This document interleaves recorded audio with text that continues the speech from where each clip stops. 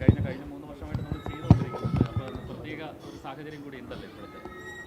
അല്ല, ഇത് ഞങ്ങൾക്ക് BJP പ്രവർത്തകർക്കും BJP കേരളത്തിൻ്റെ പാർട്ടിക്കും ഇത് ഞങ്ങളുടെ ഒരു കാലണ്ടറിൽ ഈസ്റ്റർ, ഒരു ഹോളി ഈസ്റ്റർ ആയിട്ട് ഞങ്ങൾ കണക്കാക്കുന്നു. ഇത് എല്ലാ കൊല്ലം ആഘോഷിക്കുന്ന ഒരു ഫെസ്റ്റിവലാണ്. അപ്പോൾ ഇന്ന് ഞാൻ വന്നു. ഇവിടെ വളരെ സന്തോഷം. കാർഡിനൽ ആലഞ്ചേരിനെ കാണാൻ പറ്റി. അദ്ദേഹത്തിൻ്റെ അനുഗ്രഹം വാങ്ങിച്ച് എല്ലാവർക്കും ഈസ്റ്റർ ദിന ആശംസകൾ ഞാൻ പറയുന്നു.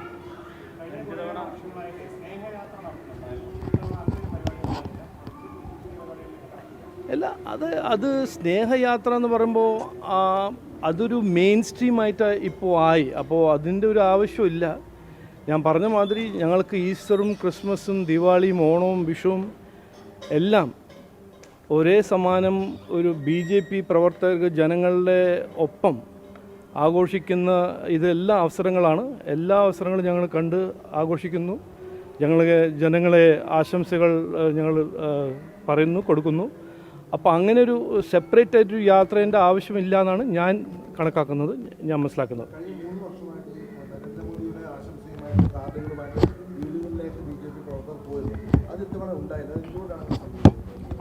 അല്ല, ഞാൻ പറഞ്ഞില്ലേ, ഞങ്ങൾ കാർഡ് പോയിട്ടുണ്ട്. ഇതിൻ്റെ ഇനി സ്പെഷ്യലായിട്ടൊരു യാത്രേൻ്റെ ആവശ്യമില്ല.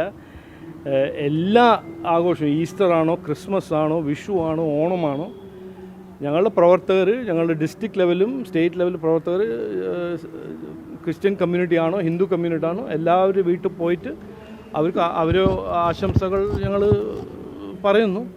അതുകൊണ്ട് അതിനൊരു സ്പെഷ്യലായിട്ട് യാത്ര ഞാൻ ആവശ്യമുണ്ടെന്ന് മനസ്സിലാക്കുന്നില്ല, കണക്കാക്കുന്നില്ല. മുൻപത്തെ പ്രശ്നപരിഹാരം ഉണ്ടാകുന്നായിരുന്നു പറഞ്ഞത്. പക്ഷേ കിരൺ റിജിജു പറഞ്ഞതിന് ശേഷം അവിടെയുള്ള സമരക്കാരുൾപ്പെടെയുള്ളവർ CPM-ഉം UDF ഒക്കെ ആരോപിക്കുന്നത് BJP പറ്റിച്ചു എന്നാണ്. അത് അവിടെ നിന്നുള്ള ജനങ്ങളല്ല, അത് CPM-ഉം UDF-ഉം അവരുടെ ഒരു തിയറിയാണ്. നമുക്ക് കാണാം 35 കൊല്ലം ആര് എന്ത് ചെയ്തു എന്ന് ജനങ്ങൾക്ക് മനസ്സിലായിട്ടുണ്ട്. ആരാണിപ്പോൾ മുൻപത്തെ ജനങ്ങൾ പ്രശ്നങ്ങൾ പരിഹരിക്കാൻ പോകുന്നത് അതും ജനങ്ങൾക്കറിയാം. അതുകൊണ്ട് ഞാൻ അതിനെപ്പറ്റി ജാസ്തി പറയാൻ പോകുന്നില്ല. 35 കൊല്ലം ആരാണ് ഒരു ചെറിയ കാര്യവും ചെയ്യാത്ത രണ്ട് പാർട്ടികൾ ഏതാണെന്ന് ജനങ്ങൾക്കറിയാം.